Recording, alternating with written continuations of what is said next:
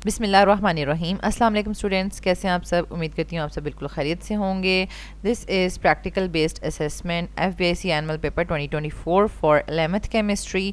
Students, पिछली जो video थी उसमें हमने सेक्शन बी में 4 जो एक्सपेरिमेंट्स हैं उसमें से 2 एक्सपेरिमेंट्स जो कि क्रोमेटोग्राफी से रिलेटेड थे, मींस के पेपर क्रोमेटोग्राफी से इंक की separation and cadmium and lead ions की सेपरेशन, ठीक है, उसको हमने कंप्लीट डिटेल से डिस्कस कर लिया, उसके ऑब्जेक्टिव्स भी डिस्कस कर लिए थे।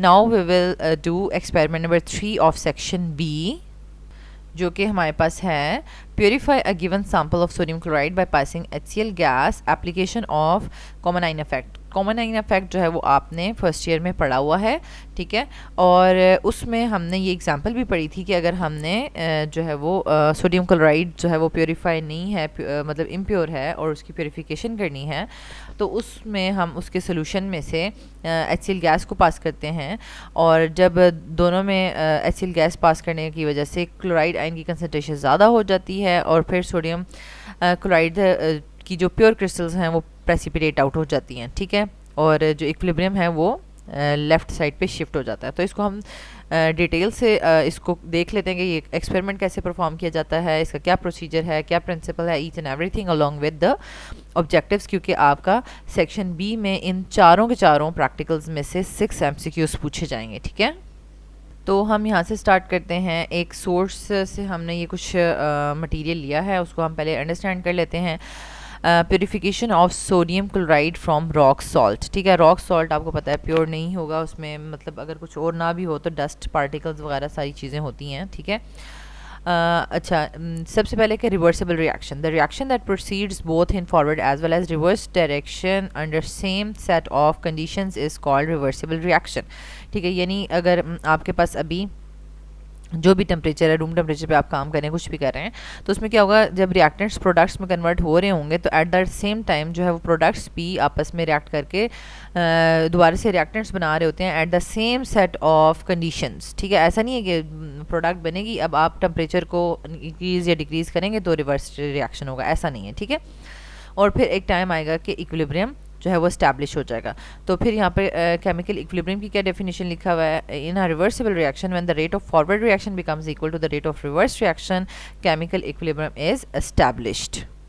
अब जब हमारे पास एक रिवर्सिबल रिएक्शन है, उसमें केमिकल इक्विलिब्रियम भी एस्टैब्लिश हो चुका है, both forward and reverse rate equal हैं, इक्वल हो चुके हैं, उनका रेट इक्वल हो चुका है, तो हमारे पास ली चैटलियर का जो एक प्रिंसिपल है वो हमें क्या सजेस्ट करता है कि अगर हम इक्विलिब्रियम पर एक रिएक्शन आ चुका है, अगर हम उसको कोई भी चेंज उसके ऊपर इम्पोज करते हैं तो वो रिएक्शन उस चेंज के ऑपोजिट जाने का जो है वो कोशिश करता है, ठीक है, और उस चेंज को नलीफाई करने की कोशिश करता है। फॉर एग्जांपल, इसकी डेफिनेशन क्या है, it states that if a change is imposed on a system at equilibrium, the position of equilibrium will shift in a direction which tends to reduce the effect of that change. For example, जैसे कि अगर हम क्या कर रहे हैं, increase in the reactant concentration, हम ये चेंज ला रहे हैं, यानी कोई भी रिएक्शन है, ठीक है, उसमें इक्विलिब्रियम एस्टैब्लिश हो चुका है, हम उसमें रिएक्टेंट्स की कंसंट्रेशन इंक्रीज कर रहे हैं। अब क्या होगा कि उसका इफेक्ट क्या होगा, जब कंसंट्रेशन ऑफ रिएक्टेंट्स ज़्यादा हो गए हैं, ठीक है, उसमें फिर रिएक्टेंट्स की आपस में कोलिजन्स ज़्यादा हो जाएंगी और वो क्या करेंगे, फॉरवर्ड रेट ऑफ रिएक्शन जो है वो फास्ट हो जाएगा, ठीक है, increase effective collisions among the reactant molecules, और रिजल्ट क्या होगा, इन्फ्रेंस मतलब रिजल्ट, कंक्लूजन, ठीक है, कंक्लूजन भी आप कह सकते हैं, increase the rate of forward reaction दस इंक्रीज प्रोडक्ट फॉर्मेशन, मीन्स के जब रिएक्टेंट्स के दरम्यान में कोलिजन ज़्यादा होंगी तो फॉरवर्ड रिएक्शन जो है वो फास्ट हो जाएगा, उसका रेट फास्ट हो जाएगा और प्रोडक्ट ज़्यादा बनने लग जाएगी, ठीक है। मींस कि आपको पता चला कि जब आप रिएक्टेंट्स की कंसंट्रेशन इंक्रीज़ करेंगे, फॉरवर्ड रिएक्शन इंक्रीज़ हो जाएगा और प्रोडक्ट ज़्यादा बनेंगी। इसी तरह अगर आप रिएक्टेंट की कंसंट्रेशन को डिक्रीज़ करेंगे तो क्या होगा, रिएक्टेंट्स की जो इफेक्टिव कोलिजन्स हैं वो भी डिक्रीज़ हो जाएंगी, ठीक है, और आपके पास जो फॉरवर्ड रेट ऑफ रिएक्शन है वो भी डिक्रीज़ हो जाएगा और प्रोडक्ट की कंसंट्रेशन भी आपके पास कम बनेगी, ठीक है। अच्छा, फिर इसी तरह increase in the product concentration अगर आप देखें, यानी प्रोडक्ट अगर आप ज़्यादा बनाएंगे, मतलब ज़्यादा ऐड कर देंगे, तो प्रोडक्ट्स के मॉलिक्यूल्स आपस में ज़्यादा कोलाइड करेंगे और रिवर्स रिएक्शन जो है वो फास्ट हो जाएगा और रिएक्टेंट्स जो है वो उनकी फॉर्मेशन में इंक्रीज़ आ जाएगा। और लास्ट में है हमारे पास decrease in the product concentration, product की कंसनट्रेशन आपने कम कर दी, मतलब जैसे जैसे प्रोडक्ट बनती जा रही है आप सिस्टम में से प्रोडक्ट जो है वो निकालते जा रहे हैं, प्रोडक्ट की कंसंट्रेशन आपने कम कर दी है। तो अब प्रोडक्ट्स जो आपस में कोलाइड करके दोबारा से रिएक्टेंट्स बना रही थी, वो वाली अब इफेक्ट कुलियंस कम हो गई है ना, डिक्रीज हो गई हैं इफेक्टिव कुलियंस बिटवीन द प्रोडक्ट्स। तो अब क्या होगा, जो रिवर्स डायरेक्शन है उसका रेट कम हो गया और जो है वो अब रिएक्टेंट्स जो बन रहे थे वो भी अब कम बनेंगे। ठीक है, अच्छा, तो ये सारा का सारा इफेक्ट, उसका चेंज और सारा कुछ था। ठीक है, अब इन प्रिंसिपल्स को यूटिलाइज करते हुए हम देखेंगे कि कॉमन आइन इफेक्ट से हम कैसे रॉक सॉल्ट को प्योरीफाई करते हैं। जैसे कि यहाँ पे लिखा हुआ है, consider the potassium chromate and dichromate equilibrium. ये पोटेशियम क्रोमेट है और ये डाइक्रोमेट है, इसका इक्विलिब्रियम अगर हम देखें, एडिशन ऑफ एन, ये सिंपल एक एग्जाम्पल दी हुई है। ठीक है, एडिशन ऑफ एन एसिड, यानी ये एसिड है ना, यानी अगर हम एसिड ऐड करेंगे तो क्या होगा, मतलब रिएक्टेंट्स की कंसंट्रेशन इंक्रीज़ हो गई है और इनके दरम्यान में कुलियंस फास्ट होगी और फॉरवर्ड रिएक्शन का रेट फास्ट हो जाएगा और प्रोडक्ट्स ज़्यादा बनेंगी। ठीक है, तो हम क्या कहेंगे, addition of acid will shift the equilibrium right की तरफ जाएगा। ठीक है, और फॉरवर्ड रिएक्शन होगा एंड जो येलो कलर है वो ऑरेंज में चेंज हो जाएगा। ठीक है, क्योंकि वो प्रोडक्ट ज़्यादा बनना शुरू हो गई है। और एडिशन ऑफ अ बेस, अगर आपके पास बेस है, बेस आप ऐड कर रहे हैं, तो बेस क्या करेगी, बेस आके प्रोटॉन्स के साथ रिएक्ट करके वाटर बना लेगी। तो दोनों काम हो रहे हैं, प्रोटॉन्स कम हो रहे हैं और वाटर बन रहा है, तो वाटर ज़्यादा हो रहा है, मतलब रिएक्टेंट्स कम हो रहे हैं और प्रोडक्ट्स ज़्यादा हो रही है। रिएक्टेंट का कम होना और फिर प्रोडक्ट का ज़्यादा होना, दोनों चीज़ें ऐसी हैं कि हमारे पास रिवर्स रिएक्शन होगा। ठीक है, रिवर्स रिएक्शन की तरफ इक्विलिब्रियम शिफ्ट हो जाएगा, equilibrium will shift to the left. ठीक है, और ऑरेंज कलर जो है वो चेंज हो जाएगा येलो कलर में, क्योंकि ये जो ऑरेंज कलर है ये वाटर के साथ रिएक्ट करके, क्योंकि वाटर की अमाउंट ज़्यादा होती जा रही है ना, तो फिर वो बनाएगा क्रोमेटाइन, पोटेशियम क्रोमेटाइन, और येलो कलर जो है वो ज़्यादा हो जाएगा।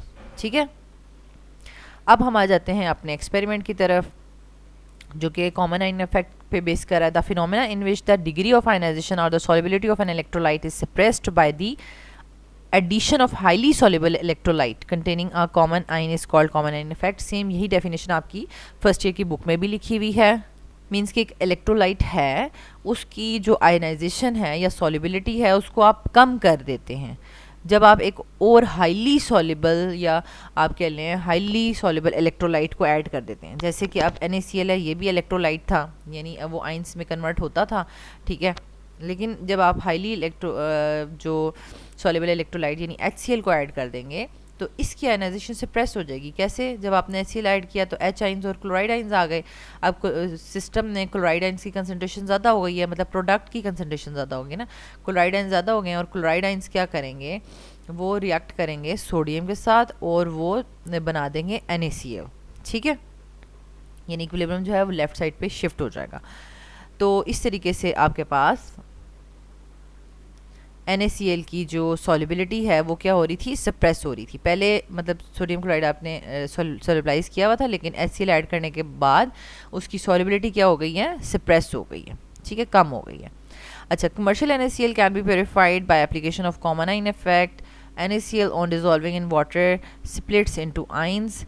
When HCl gas is passed through the saturated NaCl solution, it also ionizes as hydrogen ions and chloride ions, and the molar concentration of chloride ions increases, and as a result the solubility product of sodium ions and chloride ions becomes greater, and therefore NaCl separates out as a crystal। ठीक है,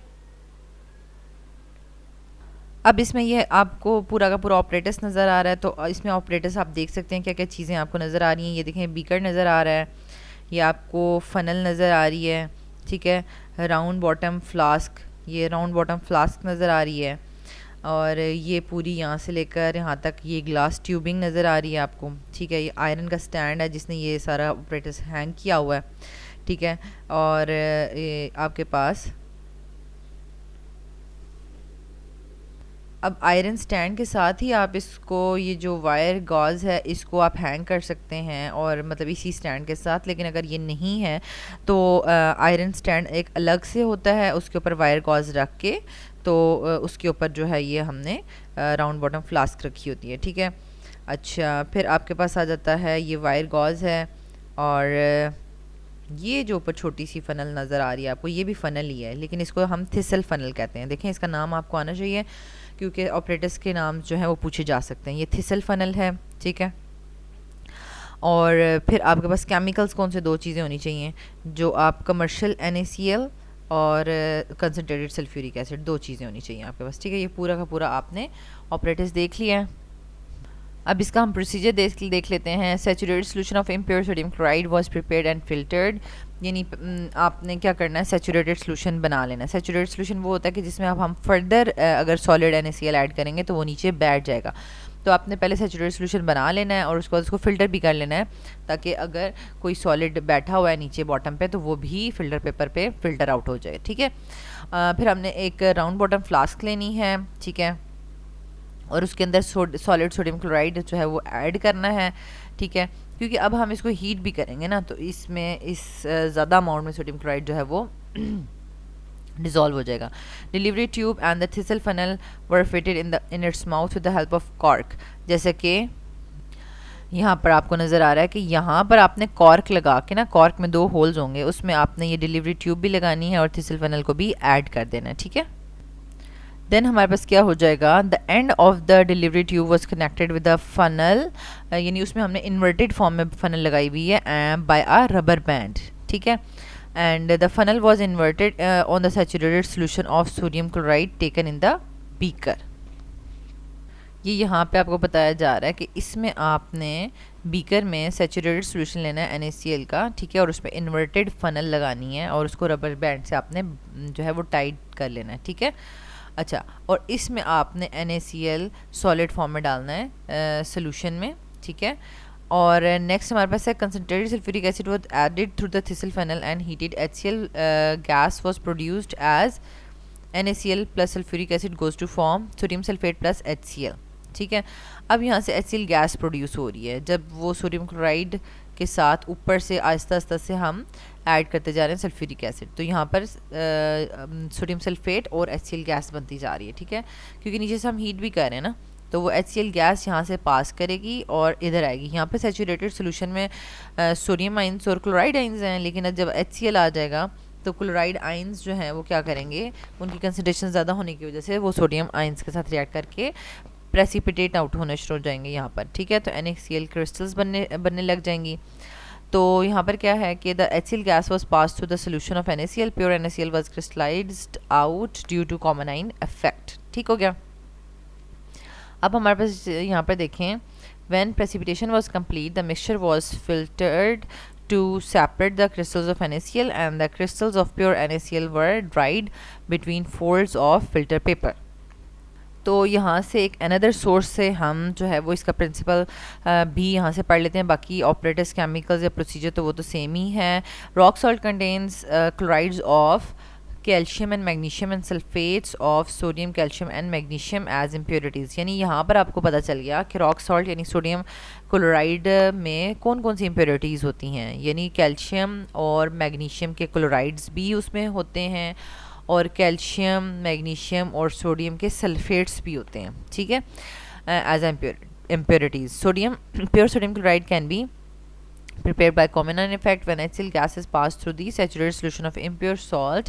The degree of ionization of NaCl is decreased and the pure NaCl is crystallized out and the impurities remains in the solution, ठीक है। By passing HCl gas the concentration of chloride ions is increased। जैसे अब ये solid NaCl है, ठीक है, इसको हम वाटर में डिज़ोल्व करते हैं तो ये सोडियम आइंस और क्लोराइड आइंस की फॉर्म में होते हैं। जब HCl गैस पास करवाई जाती है तो क्लोराइड आइन की कंसनट्रेशन ज़्यादा होने की वजह से इक्विलिब्रियम जो है वो लेफ़्ट साइड पे शिफ्ट कर जाएगा।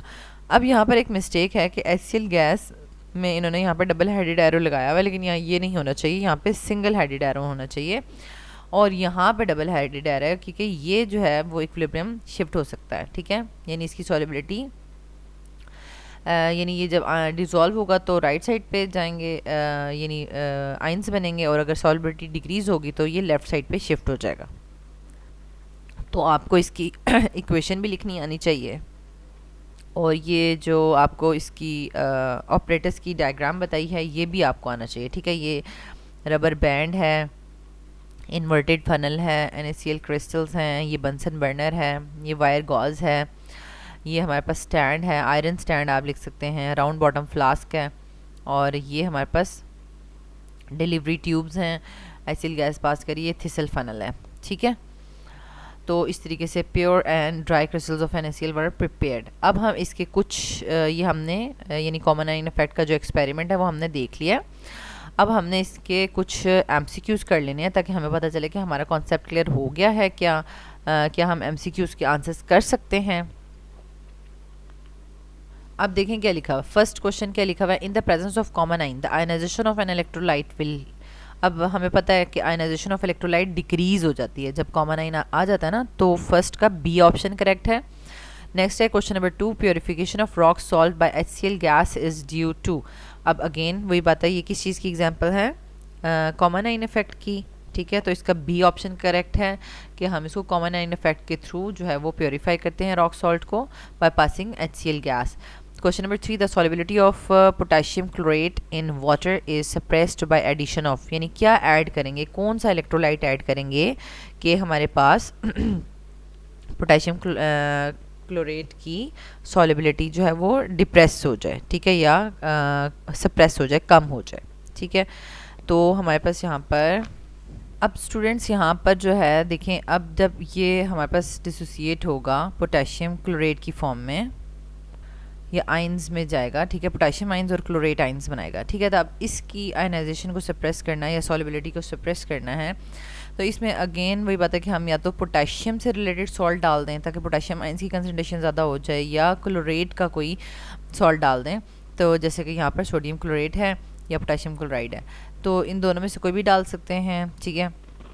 तो यहाँ पर ऑप्शन डी करेक्ट है, 3 का डी, ठीक है, यानी कि KCl ऐड किया जा रहा है to decrease the solubility of potassium chloride, ठीक है। अच्छा, नेक्स्ट है हमारे पास when HCl is added to the aqueous solution of hydrogen sulphide its ionization. Again hydrogen sulphide solution है, ठीक है, एक्वस सोल्यूशन है, और इसमें जब हम HCl ऐड करेंगे तो ऑब्वियसली बात है कि हाइड्रोजन आयन कंसंट्रेशन ज़्यादा होने की वजह से इसकी सॉल्युबिलिटी डिक्रीज हो जाएगी। सी ऑप्शन करेक्ट है। नेक्स्ट है हमारे पास question number 5, by adding ammonium chloride to ammonium hydroxide solution the ionization of ammonium hydroxide. Again इसमें भी हमारे पास जो आयनाइजेशन है अमोनियम हाइड्रोक्साइड की वो डिक्रीज़ होगी by the addition of ammonium chloride, क्योंकि अमोनियम आइन कॉमन आइन हो जाएगा, उसकी कंसंट्रेशन इंक्रीज़ हो जाएगी और फिर जो है वो अमोनियम हाइड्रोक्साइड दोबारा से प्रेसिपिटेट आउट हो जाएगा। नेक्स्ट है question number 6, in AgCl solution, silver chloride solution, some salt of NaCl is added. Silver chloride will be precipitated out due to, तो इसमें हमारे पास क्या है, कॉमन आइन इफेक्ट, मीन्स ये हम पढ़ी कॉमन आइन इफेक्ट से रिलेटेड हैं, तो मतलब इसमें सॉल्युबिलिटी वही बात है, या प्रेसिपिटेट बन रहे हैं कॉमन आइन इफेक्ट की वजह से, या सॉल्युबिलिटी डिक्रीज कर रही है कॉमन आइन इफेक्ट वाला सोल्यूशन ऐड करने की वजह से। नेक्स्ट है question number 7, predict what happened to the solubility product constant KSP of calcium fluoride when common ion is added according to the reaction। ये अब हमारे पास है। अब देखें, अब इनको ना ये जो हाईली इलेक्ट्रोलाइट सोल्यूशन ऐड करते हैं ना, उसको इनको जो है ना सिंगल हेडेड एरो के साथ लिखना चाहिए, लेकिन यहाँ पर मिस्टेक्स हैं। सिर्फ पहला वाला जो है ना वो डबल हेडेड एरो के साथ फॉरवर्ड रिवर्स रिएक्शन शो करना चाहिए, ये वाला सिंगल हेडेड एरो का, यानी HF जो है उसमें क्या होगा, सॉल्युबिलिटी प्रोडक्ट अगर कैल्शियम फ्लोराइड की अगर हम देखें तो वैसे ये भी सिंगल हेडेड एरो नहीं होगा, क्योंकि HF जो है वो बहुत अच्छा इलेक्ट्रोलाइट नहीं है, ये वीक एसिड है, तो ये बहुत ज़्यादा डिसोसिएट फॉर्म में नहीं होता। अगर तो ये स्ट्रॉन्ग होता है इलेक्ट्रोलाइट, यानी पूरा का पूरा आइंस में कन्वर्ट हो जाता, तो इसको हम सिंगल हेडेड एरो के साथ लिख सकते थे। तो अब हमारे पास क्या है, KSP सॉल्युबिलिटी प्रोडक्ट कांस्टेंट होता है ना, ठीक है, मींस कि इक्विलिब्रियम पर आइंस की कंसंट्रेशंस को मल्टीप्लाई करते हैं, यानी CaF2 जब कैल्शियम और फ्लोराइड आइंस में कन्वर्ट हो रहा था और इक्विलिब्रियम स्टैब्लिश हो चुका था। उस इक्विलिब्रियम पर कैल्शियम और फ्लोराइड की जब कंसनट्रेशंस को मल्टीप्लाई किया गया तो वो KSP प्रोडक्ट के इक्वल था। लेकिन जब हमने HF इसमें ऐड कर दिया तो इसमें कॉमन आइन यानी फ्लोराइड आइन यहाँ पर ऐड हो चुका है और कंसनट्रेशन ऑफ फ्लोराइड आइन ज़्यादा होने की वजह से रिवर्स रिएक्शन होगा और दोबारा से कैल्शियम फ्लोराइड जो है प्रेसिपिटेट आउट हो जाएगा और यहाँ पे फ्लोराइड आइन की कंसनट्रेशन जो है वो क्या हो गई है, डिक्रीज़ हो गई है। ठीक है, डिक्रीज़ हो गई है, जिसकी वजह से अब जो है वो KSP की कंसनट्रेशन जो है वो डिक्रीज़ हो जाएगी। ठीक है, 7th का B ऑप्शन करेक्ट है। नेक्स्ट है हमारे पास question number 8, suggest the primary reason for using the common ion effect. Common ion effect हम क्यों यूज़ करते हैं? ऑप्शन डी करेक्ट है, to separate the less soluble substance. क्योंकि देखिए हमारे पास एक सब्सटेंस होता है, उसकी सॉलेबिलिटी होती है, ठीक है, लेकिन जब हम हाईली सॉलेबल इलेक्ट्रोलाइट उसके अंदर ऐड करते हैं तो उसकी पहले वाले की सॉलेबिलिटी और ज़्यादा क्या हो जाती है, डिक्रीज़ हो जाती है। ठीक है, तो हमने लेस सॉलेबल सब्सटेंस को अलग करना होता है, तो हम इसको कॉमन आइन इफेक्ट को यूज़ करते हैं। ये नहीं है कि हमने फॉरवर्ड रिएक्शन रेट इंक्रीज़ करना है या कलर चेंज नोट कर रहे हैं या हम इक्विलिब्रियम को शिफ्ट करना चाहते हैं, ये सारे ऑप्शंस रॉन्ग हैं। ठीक है, डी ऑप्शन करेक्ट है। Next question number 9, predict what observation would indicate the presence of impurities in the purification of rock salt when HCl is added. तो उसमें हमें क्या ऑब्जर्वेशन नज़र आती है, प्रेसिपिटेट्स बन रहे होते हैं ना। ठीक है, प्रेसिपिटेशन होना शुरू हो जाती है, जिससे हमें पता चल रहा होता है कि हमारे पास प्योरीफाई रॉक सॉल्ट से प्योरीफाई NaCl जो है हमने ऑब्टेन कर लिया। ठीक है, अच्छा नेक्स्ट हमारे पास है last question number 10, predict which one ion plays a crucial role in the common ion effect during the addition of HCl। जब हम रॉक सॉल्ट की प्योरीफिकेशन की बात करते हैं और उसमें हम जब HCl ऐड करें तो ऑब्वियसली बात है जो यहाँ पर कॉमन आइन है तो वो क्लोराइड आइन है, कॉमन आइन, तो वही तो रोल प्ले कर रहा है। उसी की वजह से इक्विलिब्रियम जो है वो लेफ्ट साइड पे शिफ्ट करेगा और NaCl प्रेसिपिटेट आउट होगा प्योर फॉर्म में। ठीक है, तो ऑप्शन बी करेक्ट है। लास्ट में हमारे पास ये 6 MCQs रह गए हैं, इसको भी हम 1 by 1 देख लेते हैं। क्वेश्चन नंबर 1 क्या है, the solubility of sparingly soluble salt is decreased, which one of the following justifies the statement. ठीक है, अब यानी स्पारिंगली सॉल्युबल का मतलब है कि जो बहुत ज़्यादा सॉल्युबल नहीं है सॉल्ट, उसकी सॉल्युबिलिटी और ज़्यादा डिक्रीज़ कर जाती है। किस वजह से डिक्रीज़ कर जाती है? वो ऑब्वियसली बात है कॉमन आइन की वजह से डिक्रीज़ करिए। जब हम कॉमन आइन ऐड करेंगे सोल्यूशन में तो जो है उसकी सॉल्युबिलिटी और डिक्रीज़ कर जाएगी। ठीक है, क्वेश्चन नंबर 2 है, identify the gas which is use to purify rock salt by the common ion effect. HCl gas. ठीक है, ऑप्शन डी करेक्ट है, हाइड्रोजन क्लोराइड गैस। नेक्स्ट है हमारे पास क्वेश्चन नंबर 3 है, in the following aqueous solution of weak acid, acetic acid and its salt sodium acetate ion is common ion when sodium hydroxide is added, suggest what happened। अब ये देखें, ये आपने buffer solution कितने अच्छे से पढ़ा हुआ है ना कि उसमें वीक एसिड और salt of it with a strong base, ये दोनों चीज़ें होती हैं। ठीक है, अब इसमें जब हम सोडियम एसिटिक एसिड जब डिसोसिएट होता है तो वो हमारे पास ये देखें इस फॉर्म में होता है ना, एसीटेट आइन और हाइड्रोजन आइंस, और जब आप सोडियम एसीटेट डालते हैं तो वो इस फॉर्म में एसीटेट आइन और सोडियम आइंस की फॉर्म में डिसोसिएट हो जाता है। अब जब हम बेस ऐड करेंगे तो बेस असल में कर क्या रही है, बेस हमें दे रही है हाइड्रोक्सिल आइंस। हाइड्रोक्सिल आइंस क्या कर रहे हैं, हाइड्रोजन आइंस के साथ रिएक्ट कर रहे हैं और वाटर बना रहे हैं। मतलब ये बफर सोल्यूशन जो हमने बेस ऐड किया उसको न्यूट्रलाइज कर रहा है, लेकिन न्यूट्रलाइज करते करते उसके अपने हाइड्रोजन आइंस जो बफर सोल्यूशन के थे वो ख़त्म हो रहे हैं। ठीक है, वो क्या हो रहे हैं, वो ख़त्म हो रहे हैं। और अब जब हाइड्रोजन आयन की कंसंट्रेशन जो है वो कम हो रही है क्योंकि बेस के जो हाइड्रोक्सिल आइंस हैं वो हाइड्रोजन आयन के साथ रिएक्ट करके वाटर बना रहे हैं। ठीक है, तो हाइड्रोजन आयन की कंसंट्रेशन कम हो रही है तो pH of the buffer solution को क्या हो जाना चाहिए, चेंज हो जाना चाहिए। हाइड्रोजन आयंस ही कम हो गए हैं।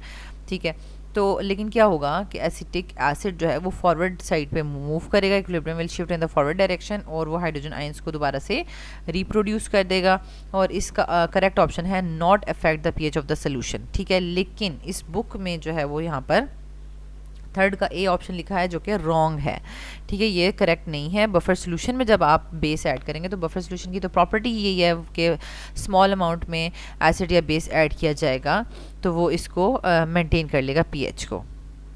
लेकिन अगर हम इस चीज़ को यहाँ पर देखें कि when a small amount of sodium hydroxide is added, अगर स्मॉल अमाउंट लिखा होता तो ये इसको मेंटेन कर सकता था बफर सोल्यूशन, लेकिन बफर सोल्यूशन भी स्मॉल अमाउंट ऑफ एसिड या बेस को मेंटेन कर सकता है। अगर स्मॉल अमाउंट नहीं लिखा और अगर हम कह देते कि हम सोडियम हाइड्रोक्साइड बस ऐड कर रहे हैं, ज़्यादा अमाउंट में ऐड कर दिया है, ठीक है, ऑब्वियसली बात है कि वो हाइड्रोजन आइंस को यूटिलाइज़ करके जो है वो न्यूट्रल कर देगा, ठीक है, और सिस्टम में हाइड्रोक्सिल आयंस ज़्यादा हो जाएंगे, ठीक है, सिस्टम में हाइड्रोक्सिल आयंस जब ज़्यादा हो जाएंगे तो ऑब्वियसली बात है कि पीएच ऑफ द सोल्यूशन जो है वो इंक्रीज़ कर जाएगी, ठीक है, increase the pH of the solution.